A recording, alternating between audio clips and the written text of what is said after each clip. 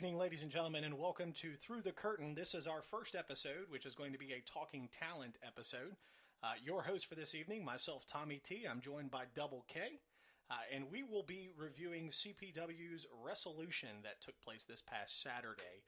Before we get started on that, I just want to give you guys a rundown of what we're going to be doing with these podcasts. It's my goal with the Through the Curtain podcast for us to be able to really promote indie talents that haven't really gained a name outside of their local venues. It's something that the team here is committed to doing and ensuring that we give everybody a fair opportunity. Myself and Double K will be attending events throughout the state of Virginia as well as the surrounding states as we become invited and attending those activities.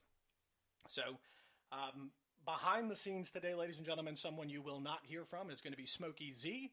He is our production analyst that's going to be running basically our computer systems and our sounds. So you won't hear from him, but he is here. We're going to get right into this. This event was the first event for CPW for the year. And there were, 7 matches on the card. As we look through these guys, we're going to talk about each match individually, and we're going to go over some things we think they did well and some things that we think they can improve on. Double K, you were really there for the first match of the evening. I kind of came in towards the end of that. So that was Braswell versus Ethan Cross. So what were your opinions of that match? I'll be completely honest. When the music hit and these guys first came out, my first thought was, here we go again, because these guys wrestle each other a lot. However, when the match got on, when these guys really got into it, it was actually one of the better matches that I've seen these two have. They're always very intense performers. They're very engaged with the crowd. They've been doing this a while. Both of these guys have been at this for quite some time. I think Braswell is one of the most intense performers that CPW has. And I was telling you this while we were sitting there, as far as Ethan Cross goes, I don't think there's anybody on that roster right now that's more athletic or sells quite like he does. So I was actually really entertained by this match and was caught off guard a little bit when it ended due to time. So I was a little disappointed there, but I think we can revisit this a little bit later when these two come out. But definitely, I thought it was one of their better matches, and it was a great way to start the night. So Ethan Cross, you actually used to train with him back when you were an in-ring performer. Right, at GXW. So how old is he now? Believe it or not, he's 45 years old. So he and I had a moment to catch up after the show, and so we were talking about that. Yeah, he's 45 years old now and still moves like he's 25. And the funny thing was, he told me he wanted to do this until he was 75. Well, if Humphrey DuPont is any sign of being able to entertain until 75, I think Ethan Cross will do just fine. But he's actually in better shape than probably. Guys don't hate me for this, but 90% of the CPW roster. Yeah. The guy's still got a chiseled physique, so I don't know what he does for a full-time job, but I feel like it's eat protein and work out in a gym. You're right. I don't know exactly what it is, but if he could bottle that up, sell it on a shelf somewhere, he can give up wrestling because he's going to make a lot of money. I agree 100%. So let's move on to the second match. This was Cagey Red versus AK God of War. Mm-hmm. These were two performers that I had not seen before, and I really, the costumes left something to be desired. Mm-hmm. I was really caught off guard by what looked like somebody who got their feet stuck in 5-gallon buckets of pet fur. Sure. And, there just needs to be some consideration for, these guys are amateurs. They're really trying to get into the league. But there needs to be some thought into if you're wearing an outfit that looks like it came from a Walmart, then, think about what that says about your character. And I don't mean any offense to those performers by making that statement, but if they're really trying to make it, then I really think that's something they need to think about because it doesn't represent them well. Sure. I mean, know that night, and we've had a few days to think about it now, I don't know exactly what it was that they were going for. Like, what character were you going for? Were you going for a character, or were you just coming out to wrestle? Right. And, and again, I mean, no disrespect by that. It's just the purpose of these podcasts really are to give them an opportunity to be critiqued and then a chance to improve. I'm sure we're not the only ones that felt that way in the crowd. And I think that it was the Cagey Red was the one that had the blue fur on his boots. That team, I think it was his manager. I'm not sure what his name is. But I think that was, there was a little bit more to be desired there. I just think there's a lot more they could do and really define the character because I didn't get anything from it. Sure. Yeah. I mean, we were sitting front and center. And again, I'm not sure what it was they were going for. There were a couple guys that came out, engaged the crowd a little bit, but for what? Are you heel? Are you face? What are you I mean, what is it specifically that you're trying to convey? What kind of story are you trying to tell? I wasn't told anything, and it doesn't sound like you were told anything. No, I didn't get anything from it. So yeah, I mean, you've got to put some effort into your character development. Yeah, I agree 100%. The match overall, though, let's get past the entrance part. Sure. I think we've killed that horse and tried to revive it once. But the match itself was not bad. Right. I didn't have anything negative to say about the match. Again, all these guys are up-and-coming performers, so they're still learning their craft and perfecting it. So overall, if I had to, let's start giving match ratings. We haven't done that. We didn't do that with the first match, so we'll start doing that now. Sure. We'll give match ratings, and we'll put it on a 5-star system. I would say that the first match of the evening. Well, I wasn't there, so 3 stars? I'll give it 3. Okay, I'll give it 3. I'm going to be a tough judge. Again, 3 because of, like I said earlier when we were talking about it, the first feeling I had was, oh man, here we go again. We get Braswell, we get Ethan Cross. That's a match we've seen 100 times at this point. However, the match did deliver. It was very well executed, and I was in it. It had my attention, and from looking around, had everyone else's attention. But then it ended just abruptly due to time. So I'm going 3.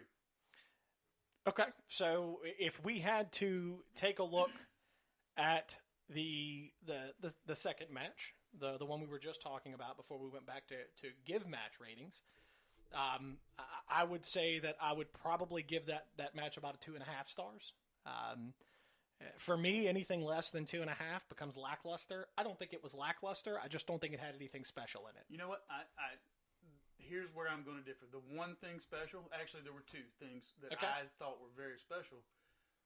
I saw 2 of the better super kicks in that match from AK God of War that I've seen from just about anybody other than Shawn Michaels in person. Wow. Yeah. They were good. Now, again, keep in mind, scale it. Sure. Scale it. But, I mean, they were on point, and, those I felt like were very special. Okay. I will give you that the final kick that he won the pinfall on was outstanding. And that takes quality on both parts, sure. Both the person who's executing the move and the one that's selling it. So both of those guys, I think, did a phenomenal job with the ending of that match. So I can't take anything from them on that. So I went 2.5. You're going to go... I'll match you at 2.5. Okay. I just felt like it needed to be said. Okay, sure. That was that was a pretty important aspect of the match. And like you said, both of those guys, one sold it very well, the other delivered it very well. Nice job. Okay. So that's going to wrap up our second match. So if we're looking at the third match of this evening, folks, this is where I become a little bit more challenged to maintain my composure. So the third match of the evening was Michael Burnett versus Kid USA. So I'm going to go on my spiel here, and I'll let you follow up. Folks, if you've never had the opportunity to watch Kid USA, and we'll talk about him a little bit later on as well, but this guy is probably the best well-rounded performer that CPW has on their roster. I think that he has a very bright future ahead of him if he gets the right eyes on his product. And I think that he will do well in any environment. And his abilities here are a testament to that. And again, we'll talk about this as we evolve through this show. His opponent, however, folks, Michael Burnett is a guy that has not been in the business very long. I believe he's in his early 40s. I think he's 41, 42. Yeah, so he actually reached out to want to be a member of this, or to be a participant through the podcast, Through the Curtain, rather. Our very first guest, by the way, real quick shout out to Through the Curtain, is going to be Timmy Danger, who will be joining us for an episode on February 23rd. So mark your calendars for that. And then followed by that, we're going to be interviewing Erica Lee.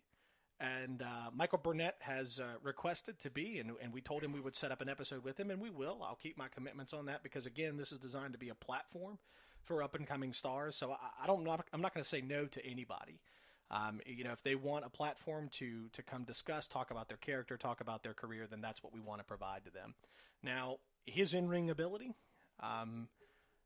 there's everything to be desired.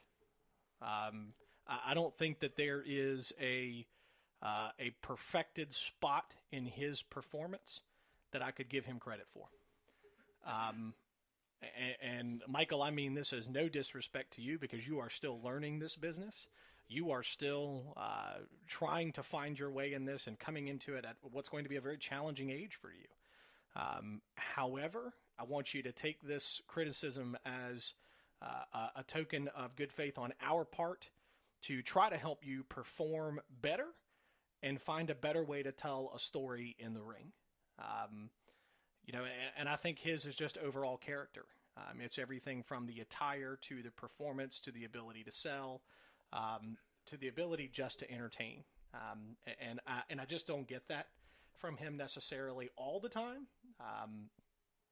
His microphone skills have some to be desired. But again, I want to take that in mindset with the fact that he's new.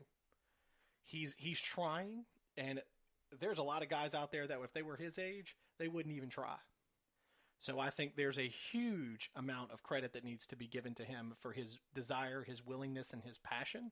But he's got a lot of work to do. Luckily for him, he's with a group of guys that I think will work with him. RC that runs that promotion has shown that he's willing to put faith in him. Whether it be right or wrong is not up to us. It's Michael's going to be the one to prove us right or wrong in that in the end. But I just think there's a lot to be desired there. And I really think that in this particular match, Kid USA really carried this match for the most part. Again, that's a testament to his ability in the ring. Mm-hmm. I mean, I can't disagree with really any critique or anything you just said about Michael Burnett. I think, again, Michael, I'm going to echo what was just said. I hope you take what we say here tonight and really use it as motivation. Let it fuel your passion, because the one thing that I do get from you is that you do love the business. You love wrestling. You're passionate about it, and you want to do something with it. So for that, I congratulate you. I commend you. I think one of the biggest things that you could take a look at and really, I think you need to nail down is your why. Why are you doing this? At 41, 42 years of age, however old you are, why are you really doing this? Figure that out, and then let's figure out where to go. Look again, maybe rethink the attire, rethink the character. Because right now it's just kind of very generic. And as a generic wrestler, you know, we've seen generic wrestlers on every single level. Like, it's extremely hard to tell a story. It's extremely hard to tell a story that way. Because there's no real direction to the character. You're just kind of there. Right? And then when you're in the ring with a wrestler like Kid USA, you know, that's a big shot. That's a big step up from the spot that you've been in. So now what do you do? If shortcomings show on the lower card matches, and then you're in there with a Kid USA, every shortcoming you have at this point is now going to be on display versus the good qualities that you do offer. Because like you said, Tommy, Kid USA, I would agree, is the most well-rounded wrestler on this roster at this point. Sure.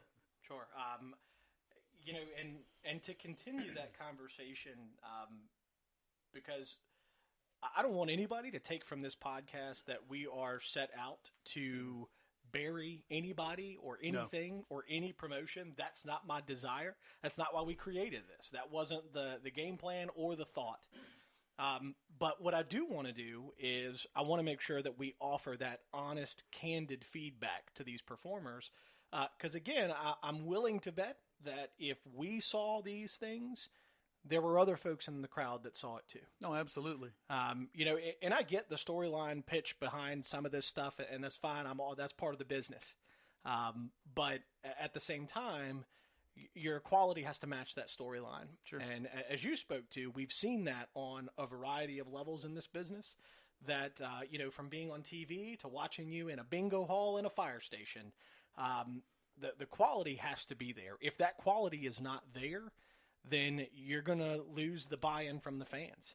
Sure. And the last thing any of these guys needs or really wants is to come out there and not be appreciated. And that sympathy card is only going to get you so far. So, you know, Michael, I hope you've taken what we've said and you'll take it to heart and understand that we mean the absolute best by it. And I would tell that to any performer that listens to this show or any other show we broadcast from here on out. We have zero desire to bury anybody or make it difficult for you to do what you do. And we have every desire to want to perfect.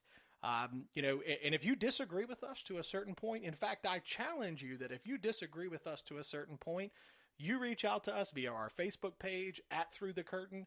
Let us know, and we'll be happy to bring you into the studio. And myself and Double K will then have a conversation with you, and we'll air the show about where you think you are versus where we are speaking to your talents. But I think we've talked enough about Michael Burnett in this particular portion. Sure. So let's move on to the other half of this equation, which we've already touted a little bit, and that's Kid USA. I really liked this segment. Folks, for anybody that wasn't watching or hasn't seen Kid USA perform or even the CPW promotion, there was something that was special that happened on this particular promotion. And what that is at the end of the match, Kid USA won. That match was for the CPW Mid-Atlantic Championship. And Kid USA won. He got the belt.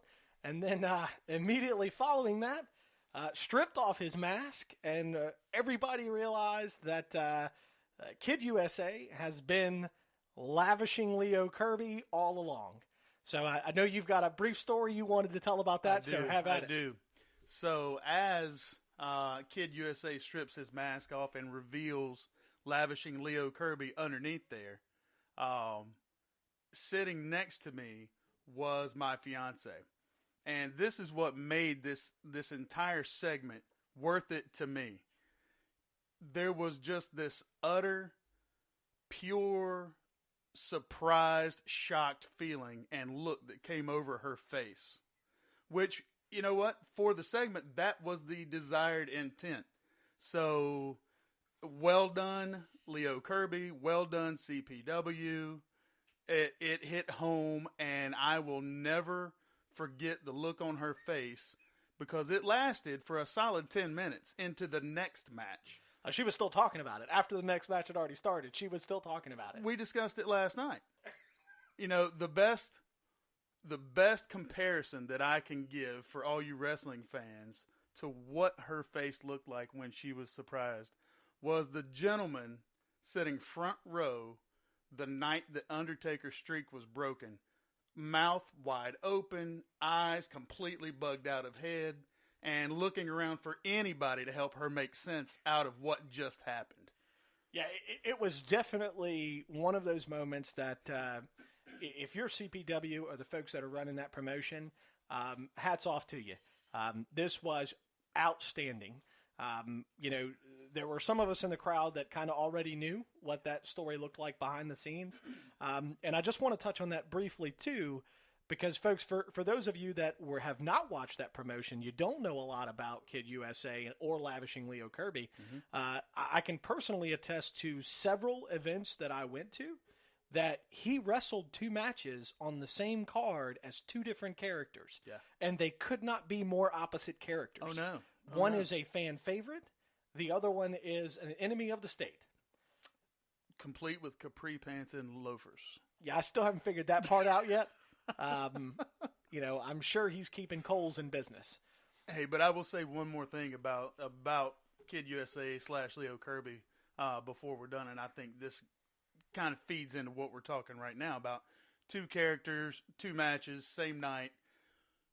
But how about the ability to switch characters at the exact same moment, flawlessly, go from Kid USA, fan favorite, everybody's loving you, to 30 seconds later, you're Lavishing Leo Kirby. You're in character immediately without missing a beat. So, again, I think that just feeds back to what we were saying about right now. He is the most well-rounded wrestler they have. Sure. And, you know, again, the folks at CPW, my hat's off to you. This was an outstanding move. I think it was the right move for a lot of different reasons. But job well done. Let's wrap this one up by giving it our rating. So, Double K, what do you think? I'm going to let you go first on this one. Honestly, I'm going to give the match a solid 2.5. Here's why. It was a one-sided match purely carried by Kid USA. So, you know, for that, you know, the overall match, both wrestlers involved, taking that into account, I'm going 2.5. Okay. I'm not there. Okay. I'm at 2 stars. Okay. And I want to make it clear that it only got 2 stars because of Lavishing Leo Kirby / Kid USA's performance. Sure. If I had not taken into the account that he was part of this match, I'm not sure I would have given it any stars. Understood. I would say the shock value absolutely equals my half. Well, there you go. I can give you that. I can meet you there. I think that's a fair statement. Yep, the shock value at the end equaled my half. But guys, you know what I want you to take from that conversation is hats off to CPW there, folks, and Leo Kirby, and you know, Michael Burnett. Lace your boots up and keep going at it, man. You'll get there. It's going to take time, and it's not going to happen overnight. So let's move on to our 4th match, and so this was Salvation, who I think is an outstanding character for CPW. The physique is there. The presence is there. The mask is there. The entrance is there. The music is there. Outstanding character for those guys. Well done for the guy who runs that. And he was taking on a newcomer, El Burrito, and I can't make that up, folks. El Burrito is his name. How do you get there? How do you get to El Burrito? So let me tell you how we're going to get to this. 1 star, and I'm done with that conversation. You know what? I'm going to go half a star, and we're going to squash this quicker than they should have Saturday night at Classic Pro Wrestling. Yeah. So, well done, Salvation. Yeah, let's move on. The 5th match of that evening was a triple threat, which was actually also for the CPW Mid-Atlantic Championship. And, folks, how that transpired was the self-appointed deputy commissioner of CPW decided that since Leo Kirby had unmasked himself to transition from Kid USA to Leo Kirby, that he was going to be required to defend the title that same night if he was going to keep it, or else he could forfeit the title by not defending it. Once again, hats off to Leo Kirby. He laced up his boots, went back out there a second time, as he's done many a times before. And this was a match that I'm not sure how much planning went into it, but these guys did it well. Absolutely, without a doubt. There was a lot of action in this. There was not a lot of downtime. There were some high-impact moves. And folks, if you want something that can be a testament to this, go on to either the CPW Facebook page or you can go on to the Through the Curtain Facebook page, and there are pictures of this entire event. And there were some great pictures taken by the photographer that night that got some of the epic moves that were in this match. These guys really outdid themselves. And as much as we've touted Leo Kirby, I think that he continued to perform and show why he earned that moniker that we're now giving him. I'm sure that this will show up in probably one of his promos in the future, since we're giving him so much credit. But the fact of the matter is that these three guys, Ethan Cross, Braswell, and Leo Kirby, all had wrestled earlier on in this card. They came back out. They did a second match. This match was high impact. It was fast and just well done. I mean, they really did a great job telling the story. And I was really excited to see the ending of it. Braswell walked out with the victory. His match earlier on in the evening, we didn't talk about this earlier, but his match with Ethan Cross at the start of the show ended in a time draw. I think CPW needs to do some refocusing on that. I'm not sure I agree with a match ever ending in a draw. I don't think it does your fans any justice. But they did redeem themselves with this triple threat. And, again, the high-impact moves, the constant action that they provided. Ethan Cross is just outstanding. Braswell, who was probably the person I was concerned the most about in that match, fit right in. I don't think he missed a beat. I think that he performed just as well as the other two guys did. Absolutely. For all the flash and quickness and high-flying that Ethan Cross provided, obviously we've touched on Leo Kirby several times already, so I'm not going to go really into his character, his performance any deeper. But Braswell provided that power angle to the match that otherwise would not have been there. It provided that intensity that otherwise may not have been there. Not saying that the other two aren't focused and there is an intensity there, but it's that raw, just passion for what you do. Yeah. Get in the ring. It's smash mouth. It's not pretty. Sure. And I don't think it's ever going to be pretty. Sorry, Braswell. But both matches he wrestled Saturday night were my two favorite Braswell matches that I've seen to date. So again, Ethan Cross again. There's not a lot more I can say about that guy. He and I go back again, like we said earlier, to my in-ring days, and that guy can just sell. He can make you believe that the softest clothesline just took his head off. Yeah, and I think it's that ability to sell is what's going to put him next in line for the CPW heavyweight title at their Love Hurt show on February 16th, which, folks, we will also be in attendance at that show, recording an episode of Talking Talent live at that show. Myself, Double K, and Smokey Z will all be present for that show. But I agree. Braswell, I think, has always brought that intensity. At least in every match I've seen him in, he brings that intensity. I think that's part of him. I don't think necessarily it's part of his character. I just think it's part of who he is. I agree. I agree with that. But he walked away with the win that night, and became the CPW new Mid-Atlantic champion. it's always nice to see new faces with gold around their waist. So we got to see that later on in this show as well. But yes, we did. We're going to go ahead and wrap this one up. Sorry, folks. You know what? Sometimes you just get so excited that you just get tongue-tied. It is always nice to see the title change hand from time to time, especially when it's a ring vet like that. That's absolutely correct. So what's your rating? I'm giving this match a solid 4.5. Solid 4.5. Yeah, I think that the moves that they did, their ability, definitely increased the impact of that match. It was entertaining. It was exciting. It was fast. It was good wrestling. Yeah, it was everything you want in a title match. Absolutely. So hats off to those three guys. I'm going to agree with you at 4.5 stars.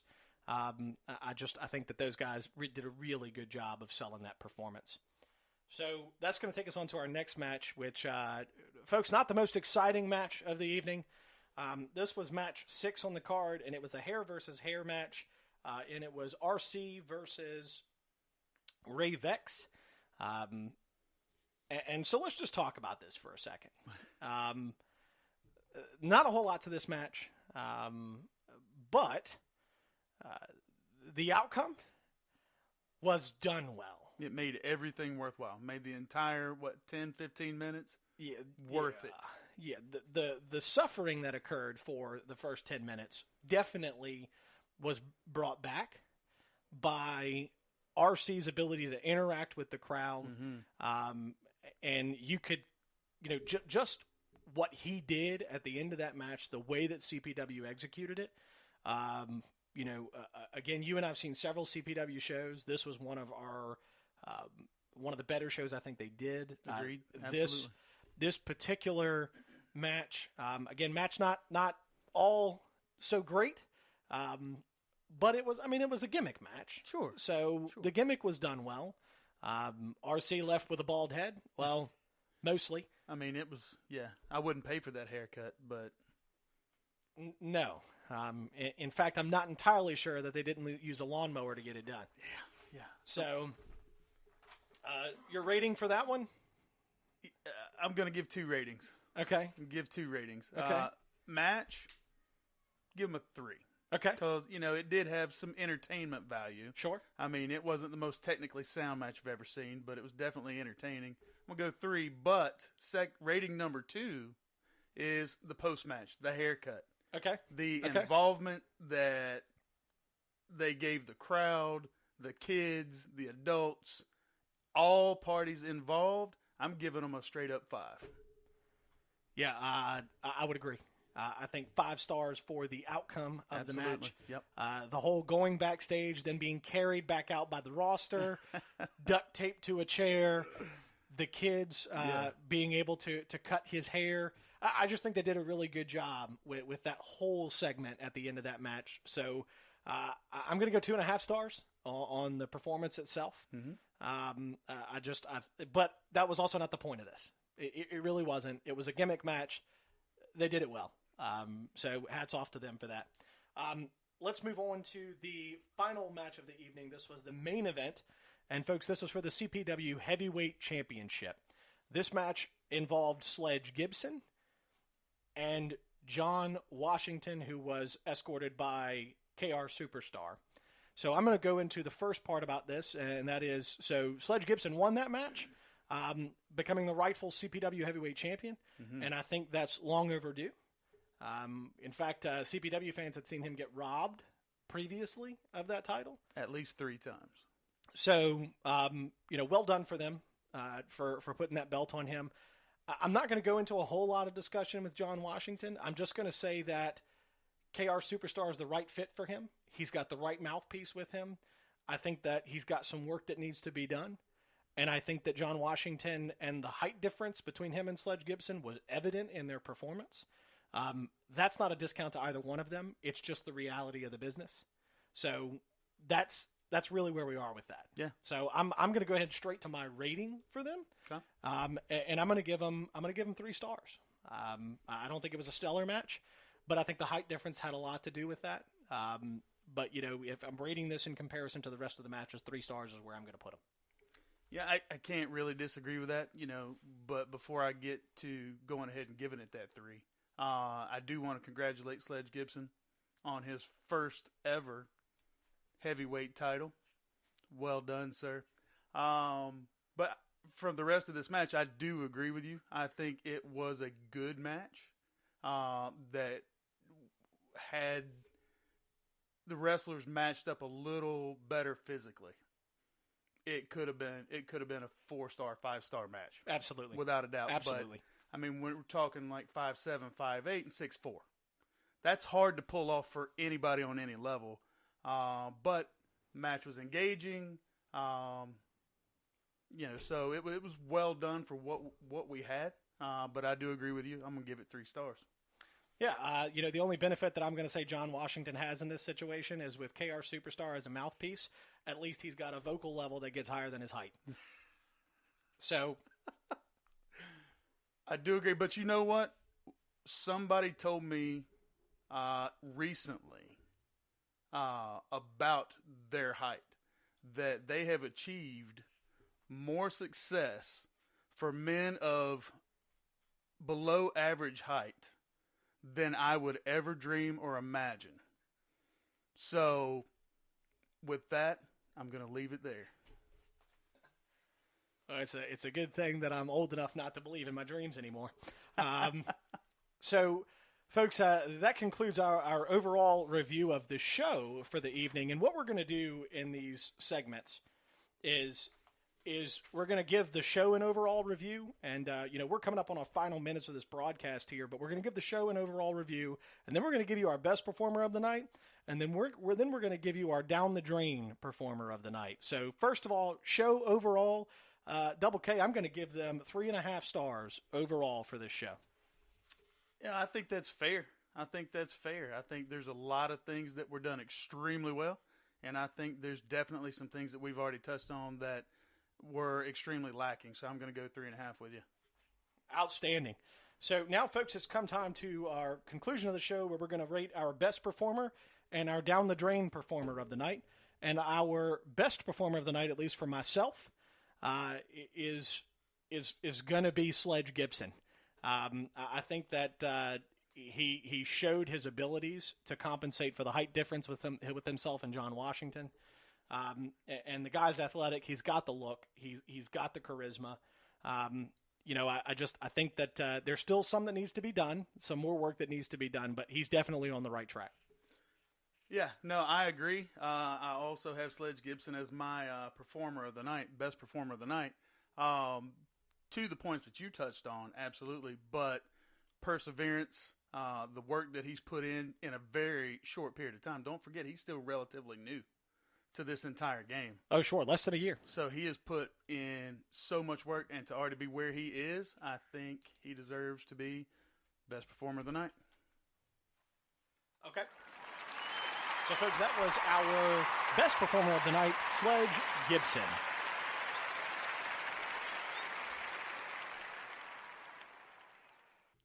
All right, and so now we're going to go with our down the drain performer of the night.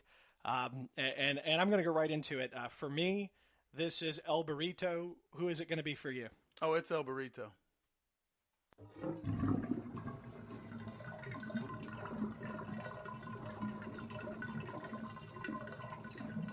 So if we think about the fact that El Burrito is going to be our down the drain performer of the night, as we wrap up in the final couple of minutes here, I'm just going to touch on what I saw. I didn't see any passion. I didn't see any drive. I didn't see any desire. All the things that I see in Michael Burnett, which leaves me a lot of hope for him to have a bright future, I didn't see in El Burrito. So if he's going to change, first of all, I think you got to start with your name. It sounds like something I'm going to get off a Taco Bell menu. So I've seen better burritos on a Taco Bell menu. So well said. There's a lot there that needs to be worked on. I just think that if this is going to be the business that you're going to be in, people have to be able to take you seriously.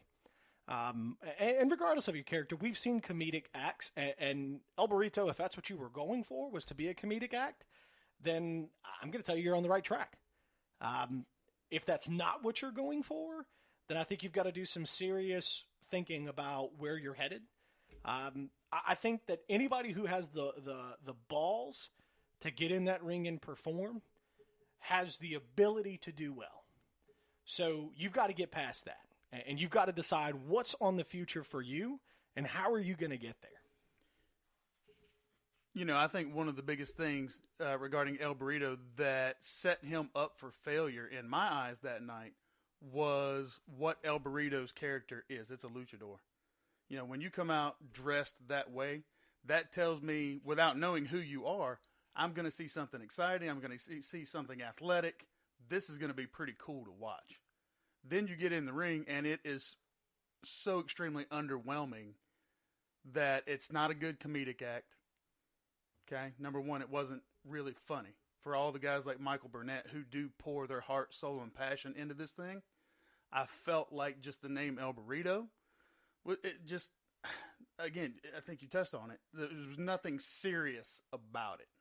And so to me, it was not just underwhelming, it was a little bit offensive.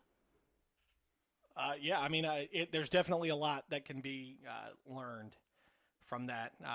But, you know, again, I think if you've got the gall to get out there in the ring and perform, then you've got what it takes. You just got to figure out how to use it. I agree with that. So, you know, and it's not going to be the same usage for everybody. So, folks, this is going to wrap up our very first episode of Through the Curtain here on Talking Talent. This was a review of CPW's New Year's Wrestlelution that took place this past Saturday, and it was live from the King William Volunteer Fire Department in Aylett, Virginia. Our next Talking Talent episode will be coming to you from the King William Volunteer Fire Department on February 16th, where we will do another episode of Talking Talent from the actual venue during the event there in King William. So, you know, folks, this has been a pleasure for you to be with us for this very first episode. We're very appreciative of everybody that takes the time to listen, you know, and by all means, reach out to us if you have questions, comments, or concerns. As far as for myself and Double K and Smokey Z, it's been a pleasure, and we'll see you the next time the bell tolls.